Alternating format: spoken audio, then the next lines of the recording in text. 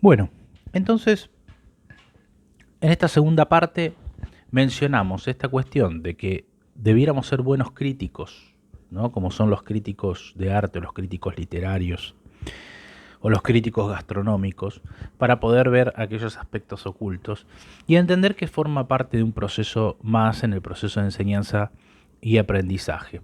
Obviamente estamos, digamos, impregnados de nuestra propia historia escolar, que hace que muchas veces lleguemos a hacer lo mismo, porque aprendimos eso, digamos, ¿no?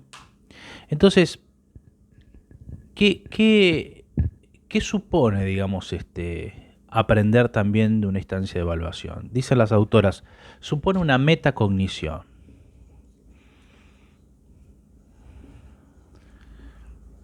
¿Qué es la metacognición? Que también se escucha mucho ahora. Se escuchan palabras como retroalimentación, metacognición. Es, primero, reconocer lo que aprendí, digamos, ¿no? Esa sería como una primera cosa. Reconocimiento de lo aprendido. Pero luego, también advertir o reconocer qué estrategias cognitivas puse en juego para, eh, para este proceso de aprendizaje. Y si esas estrategias, lo pongo así, ¿con qué estrategias?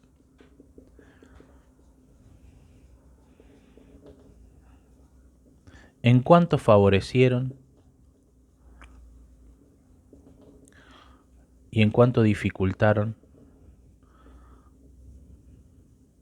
ese aprendizaje? Fíjense que esto es superador, digamos, esto es mucho más interesante que pensar cuánto me saqué en el examen. ¿Qué aprendí en esta materia? ¿Qué aprendí en esta unidad? ¿Qué aprendí en este cuatrimestre? ¿Cómo lo aprendí? Y quizás las estrategias refieren a algo personal, algo, digamos, íntimamente propio. Quizás esas estrategias tienen que ver con estrategias compartidas, es decir, con lo que yo puse y con lo que puso el profesor, mis compañeros, el instituto, el contexto, qué sé yo. Digo, bueno, ¿qué cosas favorecieron? ¿Qué cosas dificultaron ese proceso? Esa sería como una primera cuestión.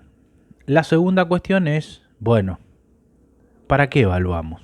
¿O por qué lo hacemos? Si dijimos que es parte del proceso de enseñanza de aprendizaje, eh, también podríamos pensar en excluirlo de ese proceso. Decir, bueno, ¿para qué ponemos evaluaciones? ¿Por qué no las sacamos? ¿Para qué están ahí? Porque si en definitiva tenemos que forzar toda una interpretación para decir que es una forma de reconocer que hay un proceso, ¿no? Que es dinámico, en el que yo de alguna manera aprendo, pero también enseño y viceversa, y etcétera, etcétera, etcétera. Digo, saquemos la evaluación, si es un problema en definitiva, ¿no? Si es algo que no maneja bien casi nadie, que es difícil de encontrar el dispositivo, el instrumento de evaluación acorde a las circunstancias. ¿Por qué no la quitamos? Bueno, porque la evaluación en definitiva, y esto respondería a la pregunta de por qué evaluamos, porque la evaluación nos permite diagnosticar, porque la evaluación nos permite predecir, porque nos permite registrar, porque nos permite verificar, porque allí, digamos, nosotros podemos ofrecer devoluciones, podemos hacer retroalimentaciones, podemos orientar, porque podemos seleccionar, clasificar, jerarquizar, podemos certificar, podemos promover, para todo eso sirve la evaluación. Es decir, la evaluación nos permite, si quieren, reconducir aquello que de alguna manera se está desviando, si es que se permite, si me permite este término, digo, lo trato de decir en términos simples, o reconfirmar una orientación, ¿no? Conceptual, una orientación teórica, ¿no? Una práctica manual, porque también, digamos, la evaluación acerca de los trabajos manuales existe, digamos, ¿no? Es decir, ¿qué nos permite hacer la evaluación? Nos permite hacer un diagnóstico, como cuando vamos al médico. El médico nos observa, nos hace una serie de pruebas, nos evalúa y nos dice, bueno, me parece que es esto. Y como es esto, tenés que hacer esto, esto y esto, digamos, ¿no? Si bien nosotros no somos tan conductistas o no intentamos ser tan conductistas con nuestros alumnos, sí tenemos la experticia, sí tenemos el conocimiento para poder decir, bueno, mira, en esto me parece que podés mejorarlo y lo podés mejorar haciendo esto, esto, esto, o de esta manera. Es decir, es hacer una suerte de chequeo por dónde vamos. Porque si no, el otro puede sentirse solo, el otro puede sentirse aislado, el otro puede sentirse confirmado en su pensamiento y en realidad está equivocado, digamos, o no está en la línea de lo que nosotros estamos planteando, lo que queremos plantear, qué sé yo, digo, estoy pensando en muchos ejemplos, pero no quiero poner ninguno para no condicionar los ejemplos que sí pueden pensar ustedes. La evaluación entonces, dicen las autoras, debiera ser una práctica sin sorpresas, debiera ser una práctica que no me tome por sorpresa. Vieron que antes existía la idea de una evaluación sorpresa o de que cómo va a ser la evaluación. ¿Cómo va a ser la evaluación? ¿Qué nos van a tomar? La ansiedad que eso genera, digamos, ¿no? Y en realidad debiera ser una práctica que en definitiva se condice con lo trabajado en la clase, digamos, ¿no? O en el proceso, o en el trayecto.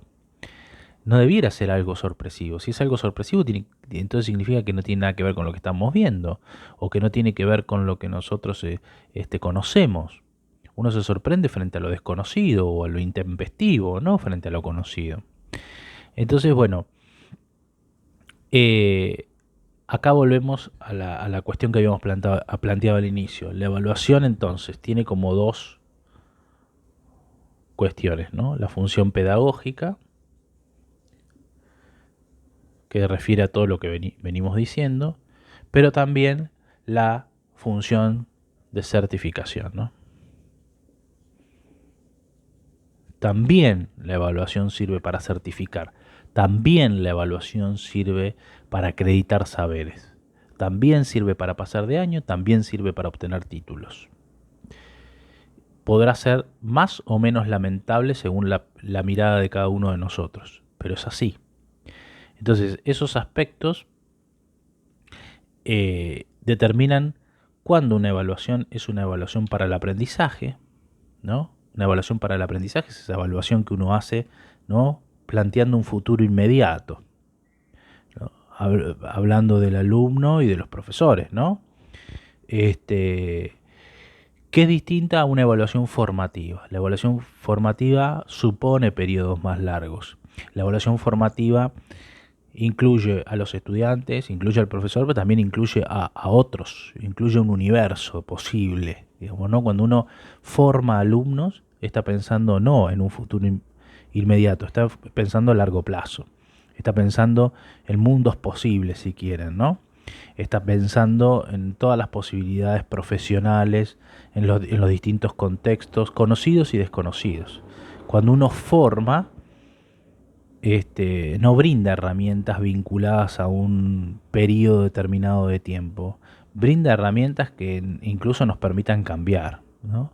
Que nos permitan ser más plásticos. Entonces, por eso les decía yo al inicio de esta clase que uno podría enseñar una serie de baterías de test, de instrumentos de evaluación, que se aprenden relativamente fácil, digamos, ¿no? Ahora hay plantillas que nos permiten hacer choice, que nos permiten hacer distintos tipos de evaluaciones en las distintas plataformas virtuales, por ejemplo, y que posiblemente en un futuro eso cambie y hasta sea mucho más simple conformar o disponer de determinados instrumentos. Hoy también existen las aplicaciones mediante las cuales yo voy jugando en línea, ¿no? Con las respuestas y hace un ranking de las personas que respondieron más y más rápidamente, respondieron bien y rápidamente, que son muy interesantes para enganchar, ¿no? Al público, al alumnado en la propuesta que yo estoy haciendo. Y seguramente a futuro habrá muchas más. Lo interesante es que nos preguntemos qué perseguimos con eso. Es decir, en qué aspecto estamos formando.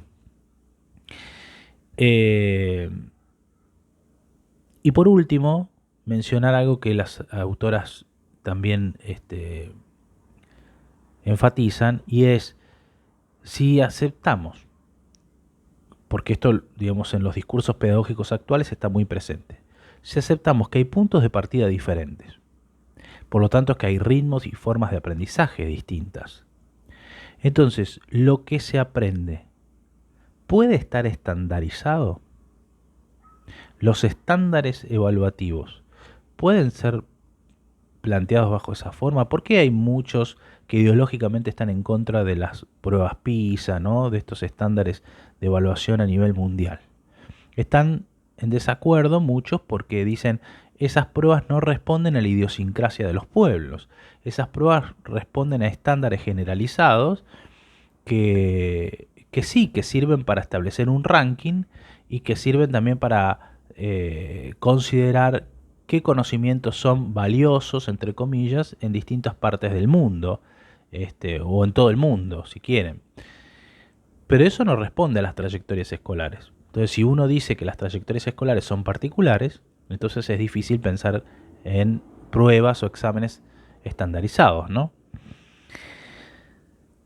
Y ahí, digamos, hay como una doble cuestión, ¿no? La lógica de la justificación, la lógica de la fabricación de jerarquías versus la lógica de la regulación de los aprendizajes.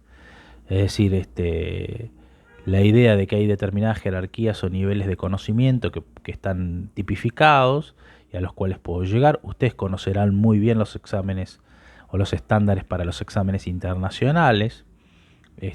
Bueno, el FIRST, los de Anglia, los del PLIDA en otros idiomas. Es decir, esos estándares que suponen que uno tiene un determinado manejo del lenguaje, o del idioma, versus aprender.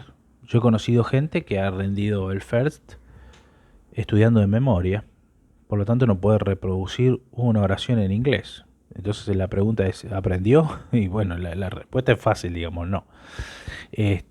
Con lo cual, eso quiere decir que muchos pueden dar un buen examen de certificación internacional y al mismo tiempo no, no haber aprendido, ¿no? Bueno, estas son algunas de las cuestiones que se plantean en las primeras páginas de este libro que tienen como lectura obligatoria. Los animo a que sigan trabajando en eso y les deseo una muy buena semana.